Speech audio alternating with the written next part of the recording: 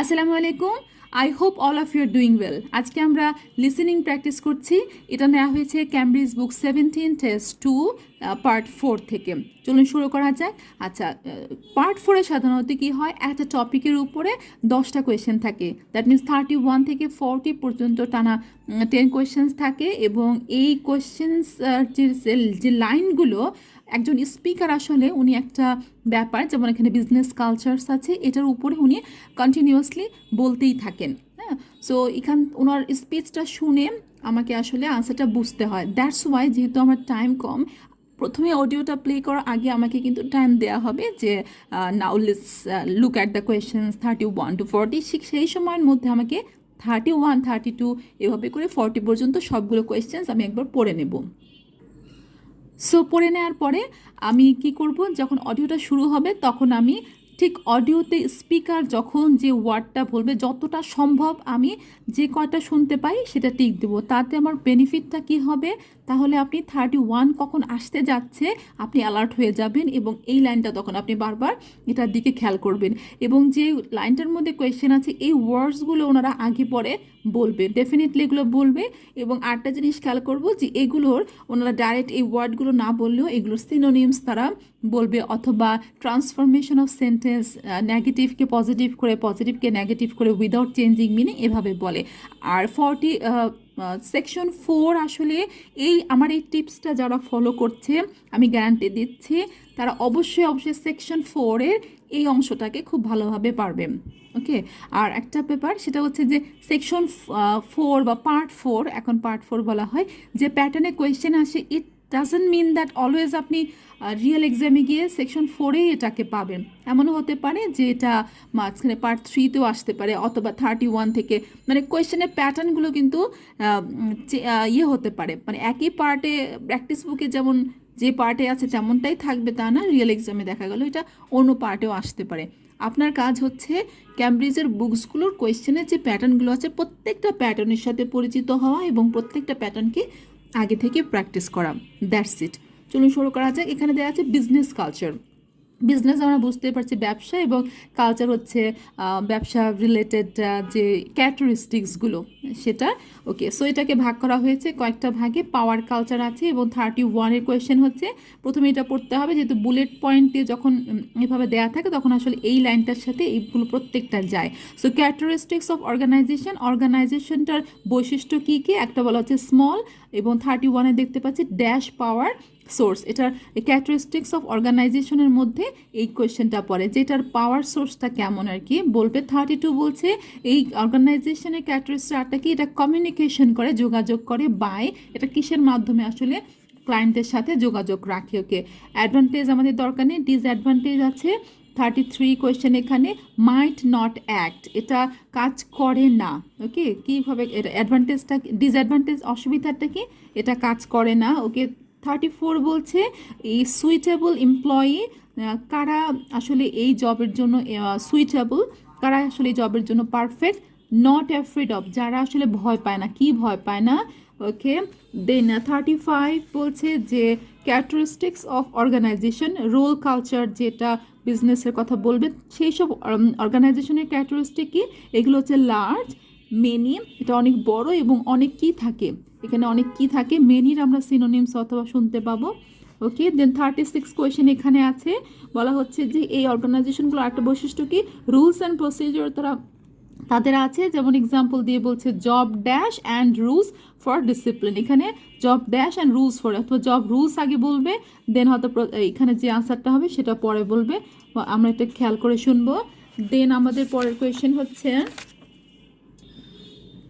37, এখানে আছে অ্যাডভান্টেজেস, সুবিধাগুলো কি, ওকে, সাকসেসফুল, এটা সফল, when dash ability is important, কোনো একটা সক্ষমতা যখন খুব গুরুত্বপূর্ণ সেই ক্ষেত্রে এটা successful, when dash ability is important. Okay, then ডিসঅ্যাডভান্টেজের মধ্যে একটা কোয়েশ্চেন দেখতে পাচ্ছি, ডিসঅ্যাডভান্টেজটা কি, স্লো টু সি, এটা স্লো যখন, ওয়েন ড্যাশ ইজ নিডেড, যখন কোনো একটা কিছু প্রয়োজন তখন এটা এটা এটা স্লো দেখা যায়, ধীর গতি সম্পন্ন দেখা যায়। ওকে, দেন 39 আছে আমাদের এই লাইনে, সুইটেবল এমপ্লয়ি, এই অর্গানাইজেশনের এমপ্লয়িগুলো কাদের জন্য এই জবটা আসলে সুইটেবল, পারফেক্ট, যারা আসলে ডাজন্ট ওয়ান্ট ড্যাশ, যারা কি চায় না, হ্যাঁ, তাদের জন্য এটা পারফেক্ট। দেন কোয়েশ্চেন নাম্বার 40-তে কি আছে, এখানে টাস্ক কালচার, একটা কালচারের কথা বলা হচ্ছে। এই ক্যারেক্টারিস্টিক্স অফ অর্গানাইজেশনের এগুলোর বৈশিষ্ট্যকর, দ্যাট মিনস অর্গানাইজেশনের বৈশিষ্ট্যগুলো অনেকগুলো বলার পরে এখানে অ্যাডভান্টেজের কাছে চলে আসছে। অ্যাডভান্টেজ মানে সুবিধাগুলো কি, সো এখানে সে কোনো একটা সুবিধার কথা বলবে। দেন ডিসঅ্যাডভান্টেজ অ্যান্ড আদার থিংস বলা আছে, এগুলো আমরা পড়বো যখন অডিওটা প্লে হবে। চলুন শুরু করা যাক। Listen carefully and answer questions 31 to 40. Morning, everyone. Whether you're going to university to study business or some other subject, many of you will eventually end up working for a company of some kind.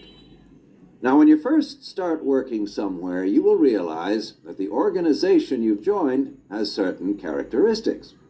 And we often refer to these social characteristics as the culture of the organization. This includes its unwritten ideas, beliefs, values, and things like that. One well-known writer has classified company cultures by identifying 4 major types. The first type is called the power culture, and it's usually found in small organizations. It's the type of culture that needs a central source of power to be effective. And because control is in the hands of just 1 or 2 people, there aren't many rules or procedures. Another characteristic is that communication usually takes the form of conversations rather than, say, formal meetings or written memos. Now, one of the benefits of this culture is that the organization has the ability to act quickly. So it responds well to threat or danger on the one hand, and opportunity on the other. But on the negative side, this type of organization doesn't always act effectively because it depends too much on 1 or 2 people at the top. And when these people make poor decisions, there's no one else who can influence them. And the kind of person who does well in this type of business culture is one who is happy to take risks and for whom job security is a low priority. The next type is known as role culture. That's R-O-L-E, not R-O-L-L, by the way. And this type is usually found in large companies, which have lots of different levels in them. These organizations usually have separate departments that specialize in things like finance or sales or maintenance or whatever. Each one is coordinated at the top by a small group of senior managers, and typically everyone's job is controlled by sets of rules and procedures. For example, there are specific job descriptions, rules for discipline, and so on. What are the benefits of this kind of culture? Well, firstly, because it's found in large organizations, its fixed costs, or overheads as they're known, are low in relation to its output or what it produces. In other words, it can achieve economies of scale. And secondly, it is particularly successful in business markets where technical expertise is important. On the other hand, this culture is often very slow to recognize the need for change, and even slower to react. What kind of person does this type of culture suit? Well, it suits employees who value security and who don't particularly want to have responsibility.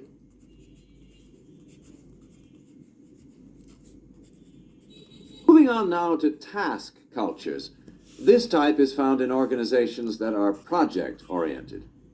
You usually find it where the market for the company's product is extremely competitive, or where the products themselves have a short lifespan. Usually, top management delegates the projects, the people, and other resources. And once these have been allocated, little day-to-day control is exercised from the top, because this would seem like breaking the rules. Now, one of the major benefits of this culture is that it's flexible, but it does have some major disadvantages too. For instance, it can't produce economies of scale or great depth of expertise. People who like working in groups or teams prefer this type of culture.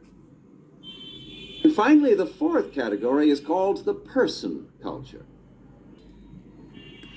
Well, so আমরা দেখলাম যে এখানে অর্গানাইজেশনের প্রথমে বলে যে small, then power of source কি বললো সেন্ট্রাল আমাদের আনসার হবে সেন্ট্রাল। দেন কমিউনিকেশনের এখানে কি বললো, ওরা কমিউনিকেশন কীভাবে করে, বাই কনভারসেশনস। ওরা এই লাইনটা বলেছিল এভাবে যে communication usually text the form of conversations, এবং কম্পেয়ার করে বললো যে rather than the formal meetings or written মেমোস। So ওরা কমিউনিকেশনটা কীভাবে করে, কনভারসেশনসের মাধ্যমে। ওকে, এখানে অ্যাডভান্টেজের জায়গায় ওরা কি ইউজ করলো, ওরা বললো যে যে এটা ক্যান অ্যাক্ট কুইকলি, ঠিক আছে। ডিসঅ্যাডভান্টেজ বললো যে ওখানে ডাজন্ট অ্যাক্ট, কি করে না, এটা ইফেক্টিভলি কাজ করে না। আর এখানে অ্যাডভান্টেজের জায়গায় ওরা বেনিফিট ইউজ করেছিল, বেনিফিট ওয়ার্ডটা ইউজ করেছিল। ওকে, আর ডিসঅ্যাডভান্টেজের জায়গায় ওরা কিন্তু ডিসঅ্যাডভান্টেজ ওয়ার্ডটা বলেনি, বলেছিল অন দ্য নেগেটিভ সাইড। হ্যাঁ, সো এখানে কি বলেছিল, on the negative side, on the negative side, negative side এগুলো ধরতে পারলে নেগেটিভ সাইড মানেই তো হচ্ছে ডিসঅ্যাডভান্টেজ না, নেগেটিভ সাইডটা। আর এখানে অ্যাডভান্টেজের জায়গায় ওরা কি বললো, বেনিফিট। আপনি যদি শুধু অ্যাডভান্টেজই শুনতে থাকেন, খুঁজতে থাকেন, তাহলে আপনি মিস করবেন যে অ্যাডভান্টেজ তো বলেই নি, কিন্তু আসলে অ্যাডভান্টেজ ওরা বলেছে, ওরা সিনোনিম ইউজ করেছে। আমি তো বারবার বলছি যে ওরা সিনোনিম ইউজ করবে, ওরা অন্য একটা প্যারাফ্রেজ করবে। ডিসঅ্যাডভান্টেজের জায়গায় ওরা বলেছে on the negative side. Okay, say negative সাইডটা কী ছিল, দ্য ডাজন্ট অ্যাক্ট, এটা মাইট নট না বলে ডাজন্ট অ্যাক্ট বলে ইফেক্টিভলি ওয়ার্ডটা বলেছিল। এবং সুইটেবল এমপ্লয়ি, এই ওয়ার্ডটাকে তারা অনেক বড় একটা লাইন করে বলেছিল। তারা বলেছিল সুইটেবল এমপ্লয়ি কাকে বলছিল, দ্য কাইন্ড অফ পার্সন, সেই পার্সনটা suitable who does well in this organization আর ইন দিস বিজনেস কালচার। সেই হচ্ছে সুইটেবল, যে ভালো করতে পারবে।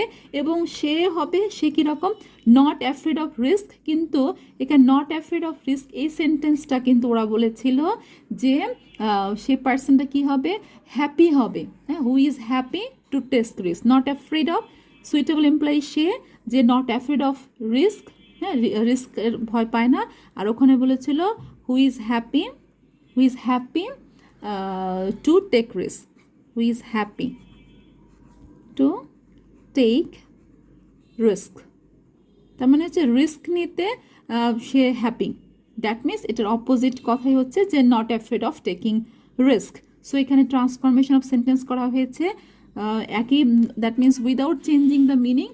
ওরা কী করেছে, পজিটিভ থেকে অ্যাফার্মেটিভ থেকে নেগেটিভে নিয়ে গেছে। ওকে, দেন রোল কালচার, এখানে আমরা দেখেছি লার্জ, এটা শুনেছি, বাট মেনির জায়গায় ওরা বলেছিল সম্ভবত বলেছে লর্ডস অফ, হ্যাঁ লর্ডস অফ ডিফারেন্ট, এই ওয়ার্ডটা ইউজ করেছিল যে লর্ডস অফ ডিফারেন্ট লেভেলস ওরা এখানে ইউজ করলো। দেন আমরা শুনতে পেলাম যে জব রুলস ডেসক্রিপশনের কথা ওরা বললো। সো দিস ইজ 36 এগুলো শুনতে পেলাম। Advantage, then economic of successful when technical ability is important. ওরা টেকনিক্যাল অ্যাবিলিটি বলেনি, অ্যাবিলিটির জায়গায় বলেছে expertise, same meaning, expertise. Okay, expertise, ability, expertise ওরা বলেছে টেকনিক্যাল এক্সপার্টিস, দক্ষতা ইজ ইম্পর্টেন্ট। আর আমাদের এখানে অ্যাবিলিটি দেয়া আছে। দেন আমরা দেখতে পেলাম যে 13 কী বললো, চেঞ্জের কথা, হ্যাঁ শুনেছি, চেঞ্জ যখন প্রয়োজন এটা শুনতে পেলাম। সুইটেবল এমপ্লয়ি ডাজন্ট ওয়ান্ট, যে আসলে কি চায় না, রেসপন্সিবিলিটি চায় না। ওকে, যে রেসপন্সিবিলিটি চায় না। So this is our answer. Then আমরা 40-তে দেখতে পেলাম যে অ্যাডভান্টেজে যা কী বলো, সে অ্যাডভান্টেজ হচ্ছে যারা আসলে এই অর্গানাইজেশনের কাজ করাটা হচ্ছে ফ্লেক্সিবল। হ্যাঁ, so flexible is our answer. So আমরা আজকের টেস্ট 4টাতে, পার্ট 4টাতে আমরা কি দেখলাম, যে আমাদের আনসারগুলো আমরা তখনই শুনতে পাই বা বুঝতে পাই যখন আসলে আশেপাশের সিনোনিমসগুলো আমরা বুঝে নেই বা প্যারাফ্রেজগুলোকে ধরতে পারি। আপনারা এইভাবে প্র্যাকটিস করুন। আমার চ্যানেলে অনেকগুলো পার্ট 4-এর ভিডিও দেওয়া আছে, আপনারা গ্র্যাজুয়ালি চেক করুন। এবং if you have any problem write in the comments, I am here to help you. Thank you very much.